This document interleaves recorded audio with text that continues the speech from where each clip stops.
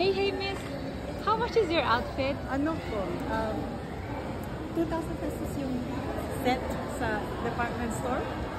Tapos yung shoes, Puma, mga 150 ata dollars. Tapos itong shades sa Sunny Studios, 700 pesos. Tapos mga 3K.